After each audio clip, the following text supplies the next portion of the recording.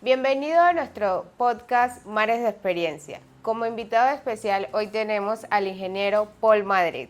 Bienvenido, ingeniero. Muchas gracias. Encantado de estar con ustedes acá. Igualmente. El ingeniero Paul Madrid cursó la ingeniería naval en la Universidad Tecnológica de Panamá. Fue supervisor de inspecciones navales durante 5 años y cuenta con 13 años de experiencia en la enseñanza.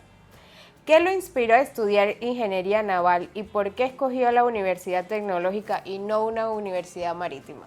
Bueno, mira, yo creo que desde que estaba en la escuela, a mí quizás me costó un poco escoger qué carrera quería estudiar. Claro. Que seguro es algo que le pasa a la mayoría de los jóvenes. Y yo estaba entre una decisión que creo que también es muy común entre medicina e ingeniería, ¿no? Algo totalmente... Sí, totalmente distinto. Y quizás en mi casa todos los profesionales eran del área de la salud. Entonces mi papá, mi mamá son del área de la salud. Como la influencia. Sí, mi hermano también. Entonces luego quizás a través de algunas pruebas que hice en la escuela, estas pruebas que te dicen, bueno, dónde están tus fortalezas y esto. Ah, ok, las psicológicas y estas. Las que hablan de tus actitudes, tus aptitudes y demás. Eso me ayudó a ir encontrando un poco más la ruta.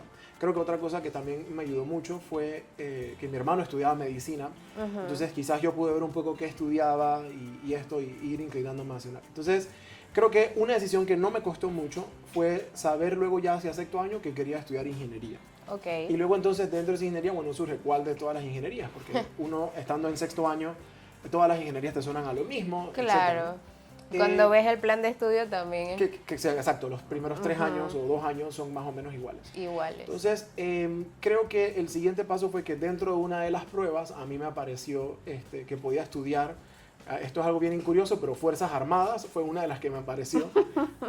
Y me apareció algo con el área de aviación, algo con el área naval también. Ok. Y bueno, yo crecí en Bocas del Toro, viví en Bocas del Toro hasta los 14 años. Hasta los 14. Entonces, tenía como algunos recuerdos de estar en el mar y esto, y quizás eso, que no tiene nada que ver luego con lo que con lo otro. Pero me hizo inclinarme un poco por el área de ingeniería naval. Por la naval. Creo que ya yo sí había investigado un poquito sobre las universidades a nivel internacional, había visto algunas oportunidades en Estados Unidos en ese sector. Quizás también el hecho de ver pues que en Panamá, desde mi ignorancia en ese entonces, claro. Ver que tenemos el canal y todas estas cosas me ayudó. Y creo que en algún momento también conversé con mi papá y él me dijo, mira, esta carrera a mí me suena bien. Y conversando con algunos amigos que eran docentes y demás, que tenían en ese momento papás de amigos y demás, ellos me comentaron esto, ¿no? Mira, los primeros años de la ingeniería son muy parecidos, entonces quizás tú puedes arrancar y el segundo año, si ya entiendes un poco mejor, podrías hacer algún cambio, ¿no? Entonces creo que por ahí es donde va el asunto. La decisión de si estudiaba en una universidad marítima o algo más inclinado quizás a diseño y mantenimiento y reparación, quizás sí fue una decisión un poco más orientada a la vida familiar. Conversando con algunos adultos, me comentaban como, bueno, mira, si tú quieres estudiar algo que sea más alineado hacia lo marino, quizás tienes que tener presente que pues van a haber muchos momentos donde no estés en casa. Claro, por supuesto. Eso no quiere decir que cuando yo tuve mi experiencia en el sector, yo también pasaba a veces que si 24 horas en turno, porque había que sacar algunos trabajos con urgencia y demás, ¿no? Pero es diferente porque no son 6 meses, exacto, 8 meses. Exacto. Entonces creo que eso fue algo que para mí fue importante. Como que yo a esa edad me hice esas preguntas de, bueno, ¿cómo soy yo? Y aunque no tenía visión de tener familia ni nada por el estilo, sí sabía que me gustaba estar en casa, que me gustaba compartir con mi familia. Con tu familia. Entonces por ahí fui, todavía de nuevo, con mucha inocencia quizás de alguien que tiene 18 años, que todavía no entiende qué significa ser ingeniero o ser ingeniero naval, mucho menos. Ok. Sabemos que en la Universidad Tecnológica todos los años realizan una jornada de iniciación científica para los estudiantes de esta carrera. Usted participó en el 2015 en la jornada de iniciación científica. ¿Qué proyecto presentó? Bueno, nosotros desarrollamos un sistema de suspensión, planteamos un prototipo de un sistema de suspensión que utilizaba un polímero, un material digamos que no era común, con la intención de mejorar su eficiencia. Esto era para autos de carrera, entonces en aquel entonces lo presentamos en su momento para la materia de manufactura, entonces trabajamos algunos temas de diseño y demás, junto a quien fue nuestra asesora, que es la doctora Nacari, que fue una de mis mentoras en el En proceso todo de este educación. proyecto, ok. Así que ese fue el proyecto que presentamos, que fue una experiencia bien interesante, todo el ejercicio de la investigación. Ese evento, que qué bueno que lo hayas traído a la mesa, A la digamos, mesa. es un evento que se hace a nivel de toda la universidad y creo que participan, de hecho, varias universidades. Entonces, creo que en mi año habían quizás más de 100 proyectos presentados y pues había algo de nerviosismo. Claro. Así que para nosotros fue una excelente experiencia el ejercicio de competir quizás con algunos otros compañeros de manera saludable y pues ya no solo presentar tu proyecto en el salón de clases, sino que habían unos jurados, ibas tú luego de otros compañeros. Claro. Se parece mucho a esto de cuando estás haciendo como la venta a una compañía, un pitch, algo así. Entonces fue una experiencia interesantísima poder participar a ese nivel y exponer nuestro proyecto. Ok. En ese año, en el 2015, fuiste ganador de ese proyecto. Sí, quiero aclarar que era un grupo de trabajo, así que somos como 5 estudiantes. Bueno, así que fueron sí. ganadores Sí. del proyecto. ¿Tuvo algún impacto en tu carrera el haber ganado ese proyecto en el 2015? Sí, yo te diría que definitivamente sí.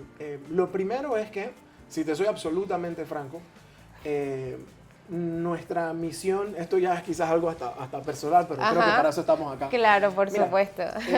De hecho, inicialmente, siendo totalmente honesto, y quizás muchos chicos que vean luego esto, estudiantes que luego puedan ver esta entrevista, van a conectar con esta idea de que nosotros estábamos haciendo el proyecto solamente para poder entregar el proyecto como nota. Claro. Porque el proyecto era parte de una nota que teníamos que obtener en la materia y luego había que sustentarlo igual. Pero Claro. inicialmente esa era nuestra perspectiva, para serte franco. Y que vamos a hacerlo Vamos a por la hacerlo nota. para entregarlo y vamos a hacer un buen proyecto igual. Pero bueno, también a uno en esos momentos que estás estudiando, la fecha en la que se presenta el proyecto se juntan muchas cosas. Entonces tenemos que todos los otros proyectos, uno da típicamente entre 5 y 6 materias, entonces no es la única materia a la que estás presentando proyectos Por supuesto. y demás. Entonces estás haciendo varias cosas a la misma vez. Ese semestre, que si a mí no me falla la memoria, ha de ser en tercer año, es un año que también es retador, que ya empiezas a dar algunas materias un poquito más difíciles. Más digamos, que son- especializada. Correcto. Entonces, originalmente esa era nuestra intención, no solamente entregar el trabajo, que nos fuera bien, pero quizás no hayamos visualizado la posibilidad de ganar este evento. No tenían en mente eso. Exacto, no era nuestro objetivo. Hasta que creo que escuchamos como algunos compañeros y docentes hablando de que ya sabían qué proyecto iba a ganar. No que ya lo tenían escogido, sino que ya algunos Era uno de los favoritos. decían, es que, mira, este proyecto está buenísimo, nadie le va a poder ganar ese proyecto, y no era el nuestro. Entonces, bueno, yo soy algo competitivo quizás, entonces creo que, y bueno, también otra cosa interesante es que en el grupo, creo que casi todos también éramos competitivos. Mi grupo de estudio, Los 5. sí, éramos todos bastante dedicados, entonces nos pusimos a la misión de, bueno, vamos a hacer esto para ganar. Ok. Y yo me fijé, digamos, esa meta, listo, esto tiene que salir bien para ganar. Así que bueno, afortunadamente pues todo salió bastante bien. Habían muchísimos proyectos también pues que fueron bastante buenos y para mí fue una buena experiencia. Eso me permitió luego viajar a representar a la universidad junto con mis compañeros y tuvimos la oportunidad de estar en un congreso en MIT, en Boston, y también pues pudimos pasear un poco, conocer, intercambiar Claro. un poco con la cultura, ver proyectos de un congreso de esa universidad que pues está catalogada entre las mejores universidades de ingeniería. Entonces eso también Y poder me abrió un poco agarrar la visión. experiencia. Sí, entonces creo que eso definitivamente sí es algo que marcó un poquito mi carrera, me hizo entender un poco que hay más de lo que yo pensaba. De y lo demás. que estaba aquí y ampliaste más tu campo. Ujú. Ok. ¿Qué experiencia destacada ha tenido en su trayectoria profesional ejerciendo como ingeniero naval? Bueno, yo tuve la oportunidad de atender proyectos en Ciudad de Panamá, en Colón, también tuve la oportunidad de atender proyectos fuera del país. En diferentes ocasiones pude estar en Ecuador, en República Dominicana, en Cartagena, en Colombia. Y yo diría que en algún punto, a medida que fui pues, aprendiendo algunos procesos, que obviamente cada compañía tiene los procesos y tiene una jerarquía que es importante para que tú puedas ir aprendiendo, llegó un punto en ese corto tiempo que yo estuve en el sector, que fueron 5 años, donde ya yo estaba a cargo de proyectos de atención de mantenimiento y reparación de embarcaciones, que quizás eran proyectos que tomaban 20, 21 días. Entonces creo que yo destacaría un poco eso, ¿no? Que quizás teniendo unos 22, 23 años, tuve esa oportunidad de atender embarcaciones en un proceso sumamente importante que es los procesos cuando hacen el dique para mantenimiento y demás, Ujú. poder estar a cargo de una serie de pruebas no destructivas que se requieren para garantizar la integridad estructural de las embarcaciones. De las Entonces creo que embarcaciones. estar al frente de eso, estando joven, pues es algo que yo destacaría, que también me ayudó a madurar un montón. En aquel entonces, el jefe que tenía, que es alguien a quien admiro mucho y respeto mucho, me dijo, mira, el mar hace que la gente madure muy rápido, ¿no? Sí. Entonces yo arranqué a trabajar primero estando todavía en la universidad, ya luego habiendo terminado.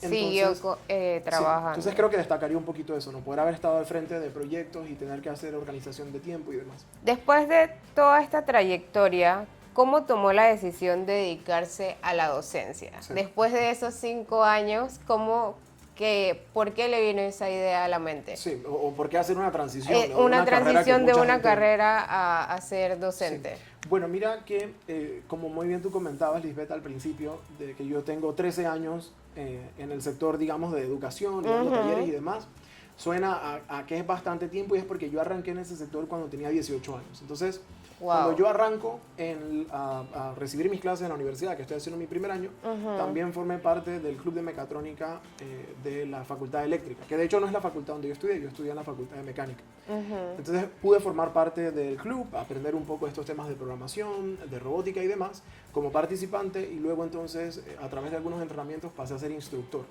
Y posteriormente, después de un tiempo, pude administrar el club durante un tiempo mientras yo era estudiante. Claro. Entonces yo pues estaba, ¿sabes? En mi carrera estudiando, pero también hacía quizás algunas labores apoyo. menores administrativas Ujú. y también daba muchísimas veces cursos y demás. Entonces creo que este tema y bueno, también en paralelo a eso yo daba tutorías de matemática, de física, entonces quizás había encontrado que este tema de enseñar me llamaba la atención. Creo que mientras estaba en la universidad nunca había pensado enteramente dedicarme a ello. Pero sabías que tenías el don. Correcto, quizás no, yo suponía, bueno, quizás soy bueno en esto y demás, entonces hay que preguntarle a mis estudiantes qué piensan, pero luego de eso entonces yo y como muchos estudiantes seguro, Ujú. llegamos a tener frustraciones en la carrera, Por hay supuesto. tantas cosas que a uno le pueden pasar, que la vida le sigue sucediendo a uno, o sea, tu vida Claro. no se detiene mientras estás en la universidad y quizás tengo que confesar que tanto en la escuela como en la universidad yo tuve algunas frustraciones en general con la educación.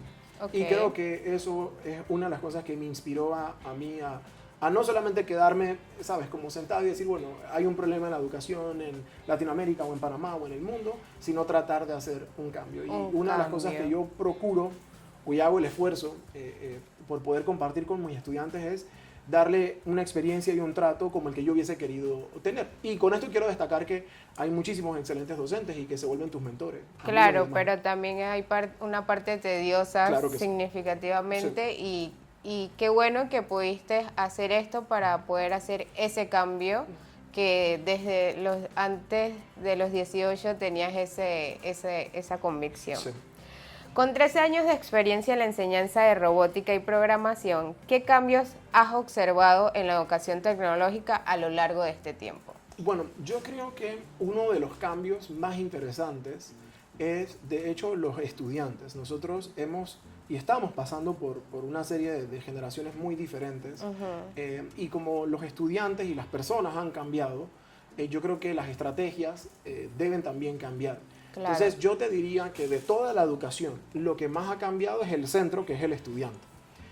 Yo veo a los estudiantes de hoy a nivel escolar y a nivel universitario y entiendo que tienen preocupaciones, prioridades, necesidades distintas a las que yo tenía, porque definitivamente viven en un mundo diferente, ¿no? Claro. Empecemos por quizás plantear que los chicos que estudian hoy en la escuela quizás son nativos tecnológicos, quizás nosotros hemos ido adoptando la tecnología. Entonces yo te diría que ese es uno de los cambios más interesantes que yo he visto en la educación, es cómo los estudiantes ya no son los mismos de antes. Y te puedo poner un ejemplo muy sencillo.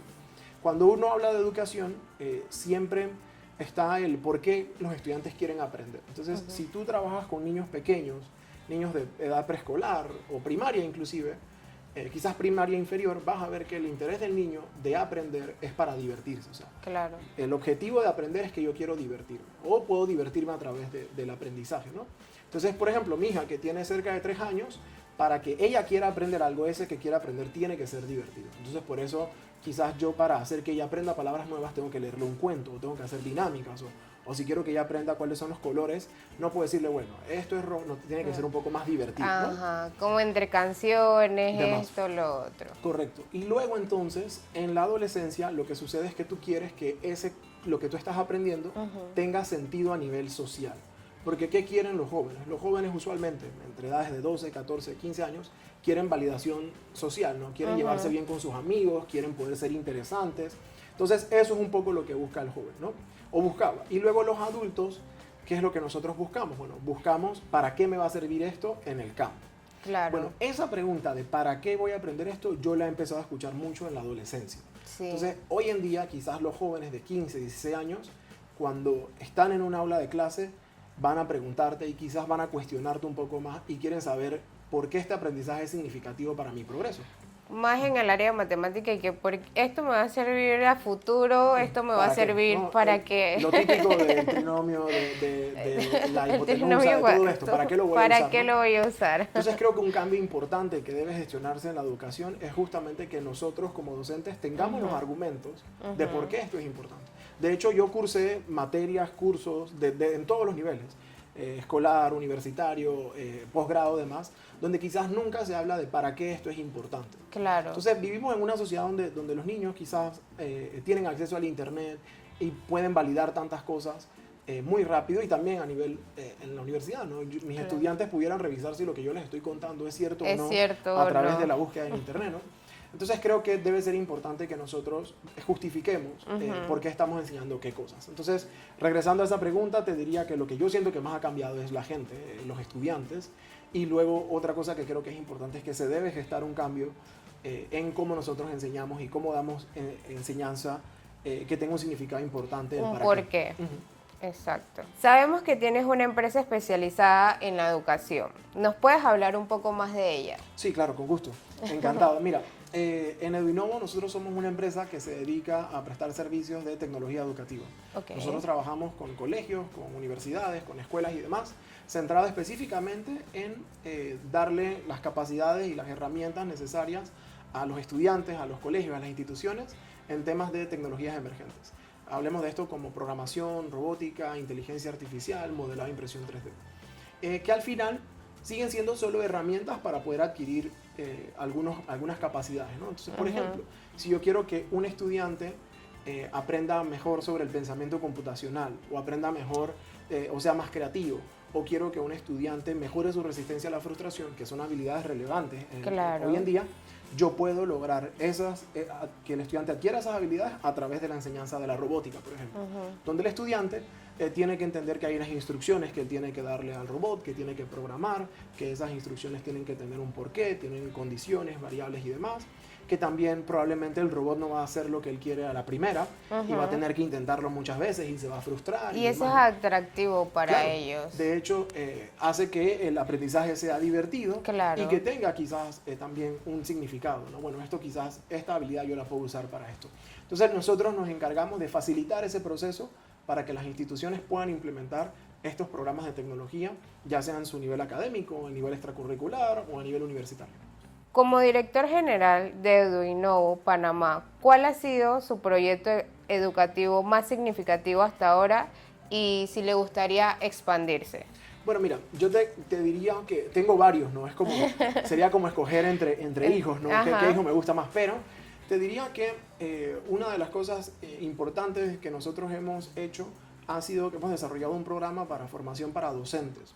Porque yo entiendo que realmente la mayoría de los profesores tienen la intención de mejorar cómo enseñan. Quieren aprender, quieren tener recursos y demás. Entonces hemos desarrollado un programa que se llama Docentes del Siglo XXI, que justamente es como es formar a formadores, ¿no? Nosotros ayudamos a que los docentes puedan aprender no solo cómo utilizar un robot, sino cómo utilizarlo para enseñar. Cómo hago que esto que es tan importante y que los chicos lo ven por todas partes sea algo que pueda aplicar de manera sencilla, sin todos los dolores de cabeza, digamos, que tiene la innovación. ¿Sabes?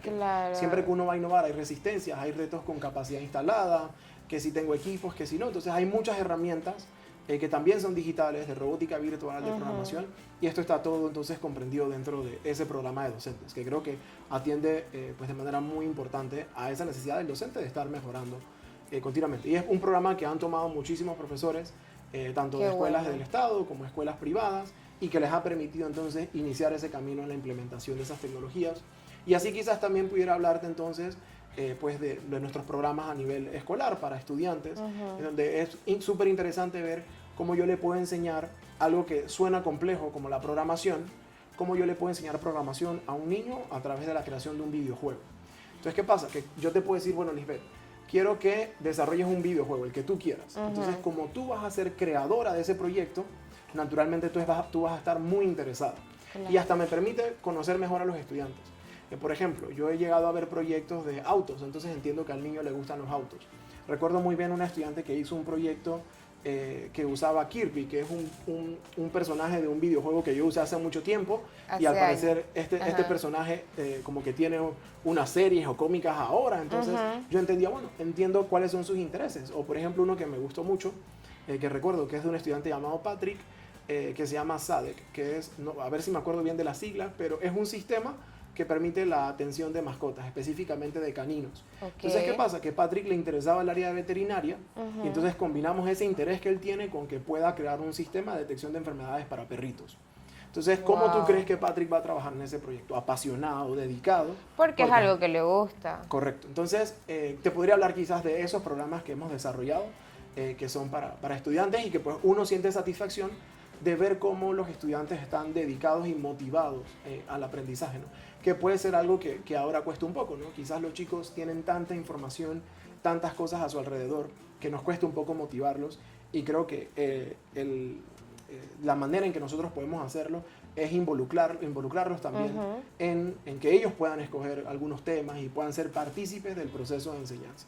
Yo creo que hablando, quizás extendiendo un poquito más en eso, la educación debe cambiar a un espacio en el que ya no solamente yo, como docente, soy el faro de luz de todo el mundo, y yo te digo, bueno, ¿qué tienes que hacer? Sino quizás que yo pueda hacer algo más como alguien que ilumina el camino de los estudiantes, y el camino tiene que integrarte también. Claro.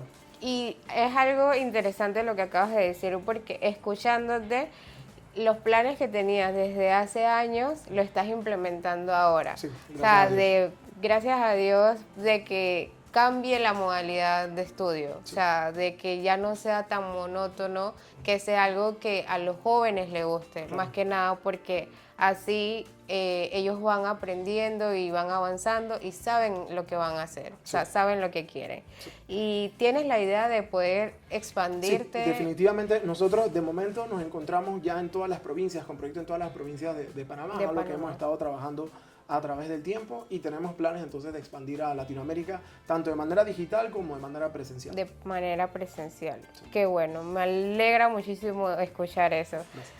¿Cómo equilibras tus responsabilidades como director, docente, estudiante de 2 maestrías simultáneamente? ¿Cómo haces todo esto? Bueno, mira, te voy a contar algo que no es tan saludable. Yo ayer me acosté, tenía que hacer 2 exámenes y me acosté bastante tarde para poder hacer los 2 exámenes. Yo creo que es interesante porque a mí me toca balancear las cosas, en especial porque, como te decía al principio, mi familia también es una prioridad. Por supuesto. Yo tengo la bendición de tener una esposa que también entiende qué estamos haciendo o cuáles son los planes que tenemos. Entonces pues me ha acompañado muchísimas veces en esas decisiones. Trato de aprovechar siempre que puedo los fines de semana con mi hija, que todavía está pequeña y demás, y creo que es sumamente importante estar presente con ella. Una de las cosas que creo que lo facilita es que la mayoría ya de mis proyectos, tanto como docente universitario y como director general, también estamos en la educación. Creo que eso me ayuda un poco a que no estoy en áreas absolutamente distintas. ¿No? O sea, estoy como dentro del sector de la educación. Entonces, aprender algo en una maestría de educación naturalmente va a impactar positivamente a la empresa, y también va a impactar positivamente a mis capacidades de enseñanza como alguien en la universidad, como docente universitario. Entonces, creo que la verdad, yo no soy la mejor persona balanceando las cosas, mis amistades, mis colegas podrán decirlo. Creo que en ocasiones definitivamente hay algo que sufre un poco más. Claro, a veces, que resiente. Resiente, que quizás a veces es mi familia, quizás a veces yo quisiera poder dedicarle más tiempo a mis estudiantes en la universidad, por ejemplo. Yo ahorita me parece que tengo cerca de 30 estudiantes que soy su asesor académico. Wow. Entonces, sí les explico al principio, mira, yo no cuento con mucho tiempo, pero quiero ayudarte. ayudarte. Para mí es un honor que alguien me pida poder su asesor académico en un proceso tan importante como ese ejercicio de su trabajo de graduación, ¿no? Claro. Pero sí les explico, mira, para poder vernos va a tener que ser en estos espacios, y los chicos siempre están también, tienen mucha voluntad. Hay muchachos que me Están han ido a visitar dispuestos. inclusive a mi oficina, Ujú. y sacan ese espacio y los atiendo rapidito y demás, y trato pues de darle seguimiento a sus procesos. Entonces creo que yo balanceo todo como alguien que está, ¿sabes?, haciendo malabares y demás, ¿no? Y las dos maestrías. Que estoy pendiente, bueno, eso también es súper interesante. De hecho, ahorita en esta época es retador, pero Claro. se puede hacer porque estamos en exámenes finales de ambas maestrías. Ok. Y además de eso, también las escuelas están terminando trimestrales, entonces en ambos lados, tanto en la y bueno, yo tengo que poner un examen y así, ¿no? Entonces, bueno, quizás es que yo no me considero tampoco alguien muy ordenado, para ser honesto. Así que a todos los que ven esto saben que bueno, el orden es importante, pero pues puedes ir trabajando en eso a medida que estudias ingeniería. A medida que va. Así que, pero para avanzando. resumírtelo, estoy más pendiente de lo que más me necesita. Creo que es eso. En el momento, lo que más me necesite es a lo que yo voy a estar pues centrado, y que no te pone a tengo el apoyo de mi esposa, de mis colegas, que pues Que es lo entienden importante. también mucho eso, ¿no? Que quizás no todo el mundo entendería. Y en tienes algún un momento. equipo de trabajo Correcto. que te ayuda Sí. a todo esto. Yo te diría que ese es el fundamento. Tener gente alrededor, mi mamá inclusive, o sea, mis mejores amigos, mi mejor amiga, ellos entienden esas cosas, entienden que quizás yo no voy a tener tanto tiempo de momento, pero también creo que entienden la visión que tengo, y han ido viendo cómo las cosas van progresando. Entonces, pues eso, tener un equipo Y de el apoyo cambio que importante. estás haciendo Sí. también. De verdad que, nuevamente te lo repito, es muy importante el cambio que estás haciendo y Gracias. te felicito mucho. Ahorita vamos a hacer una pequeña dinámica. Súper. Te voy a hacer un par de preguntas y me contestas lo primero que se te viene a la mente. Ok, está bien. ¿Libro favorito? Uf, es que tengo Tiene varios libros, bastante. tengo varios libros favoritos. Te diría Cómo las personas exitosas dirigen, de John Maxwell. Ok. ¿Una frase que te inspire? El éxito se construye en la adversidad. Muy de bueno. mi esposa, por cierto. ¿Café o té? Café. Sí, Por supuesto. 100%. Para que todos los proyectos salgan bien en ingeniería se necesita un poquito de café. Un poquito o mucho de O café. mucho café, exactamente. ¿Qué haces en tu tiempo libre? Creo que pasar tiempo con mi familia sería quizás una de las prioridades, y probablemente leer, porque creo que es lo otro. En el poco tiempo ahí que tengo libre. En el poco tiempo que tienes sería libre. Pero prioridad 100% mi familia. Tu familia, ok. Un sueño que aún no has cumplido. Poder llevar Eduinovo a Latinoamérica. Creo que eso es un sueño que no he cumplido aún, pero que estoy seguro que pronto lo hago. Que no sería un sueño, sino una meta. Correcto, sí, porque ya tiene más, pues, algo de fecha de cumpleaños. y demás. Ajá, Sí. exacto. Bueno, ¿qué consejo le darías a los jóvenes interesados en carreras relacionadas con la tecnología y la ingeniería en el campo marítimo de Panamá? Bien, yo les diría primero, y creo que esto es sumamente importante, que pues todas las carreras que uno persiga son retadoras, y creo que eso todo el mundo lo sabe. Yo creo que algo muy importante, y es justo algo que tú me compartías, Lisbeth, sobre cómo hacía para balancear muchas cosas. Y en la universidad también hay muchas cosas que tenemos que balancear, ¿no? Están todas las materias, todo lo que va sucediendo. Y de nuevo, la vida no se detiene cuando tú entras a la universidad, ¿no? Claro. Van a seguir sucediendo cosas con tu familia, cosas en tu vida personal. Entonces yo creo que algo que es sumamente importante es tener un equipo de apoyo. Y ese equipo de apoyo pueden ser compañeros, ese equipo de apoyo pueden ser tus padres, pueden ser algún profesor que sea alguien en quien tú puedas confiar. Entonces creo que para mí eso es importante. Yo creo que las metas ambiciosas requieren de mucha gente. Y eso es algo casualmente que el último libro que me terminé de leer hace poco hablaba de eso, de cómo es importante pues tú tener un equipo de apoyo. Para mi travesía en la universidad, pues siempre tuve, te diría que el apoyo de mis padres, que habían terminado una carrera, de mi mamá, de mi hermano, que era un ejemplo, que se había graduado y le había ido muy bien en medicina y demás. Pero también tenía un equipo de apoyo muy importante. Tenía algunos profesores Claro. en los que confiaba mucho y que pues siempre estaban pendientes de mí, el profesor Giovanni Díaz, la doctora Nacarí, el profesor Plinio. Eran profesores con los que yo podía compartir un poco y me ayudaban a mantenerme. Y luego de eso entonces también mis compañeros de estudio, ¿no? En donde a veces si a uno le va mal, pues ellos te dan una mano y podíamos, y la carga entonces se aliviana un poco. Entonces yo pudiera decirte que tienes que tener presente que si tú quieres lograr una meta grande, importante, vas a necesitar gente y vas a tener que estar rodeado de las personas correctas. Entonces, yo no me considero un superhéroe, me considero alguien que está rodeado de superhéroes, ¿no? Entonces, creo que es eso. O sea, que no eres solo, sino que tienes Claro. muchas personas a tu Claro, lado. sí, exacto. Así que creo que eso sería importante y no desistir. Es imposible que no ganes si tú no desistes. Ok. Bueno, hasta aquí llega nuestro podcast. ¿Tienes algunas palabras de despedida, algo Bueno, adicional? primero agradecerles a ustedes, a Max, por pues, la invitación de compartir un poco sobre estas dos cosas que me apasionan mucho, la educación y el ANE naval, y que me encanta esto que están haciendo, pues de poder compartir esta información. Creo que hubiera sido excelente tener estas cosas cuando yo quería tomar una decisión. Por supuesto. Así que pues mi último mensaje sería que nunca paren de aprender. Ese creo que es el mensaje más importante que puedo dejarle a todos. Porque nunca se para de aprender. De verdad fue un gusto entrevistarte el día de hoy y me alegra muchísimo, nuevamente lo digo, ya lo he dicho 3 veces, lo que estás haciendo y espero que te puedas expandir a Latinoamérica para que puedas llevar todo ese conocimiento que tienes a todos esos países. Gracias. Bueno, síganos en nuestras redes, Max Marine Document en Instagram, TikTok, YouTube, para que puedas ver más capítulos sobre esto. ¿Tienes alguna red social que puedas compartir? Pueden seguir mi red personal es @paulmadrid20 y la red de la empresa es @edwinovo. Nos vemos en el siguiente capítulo. Bye.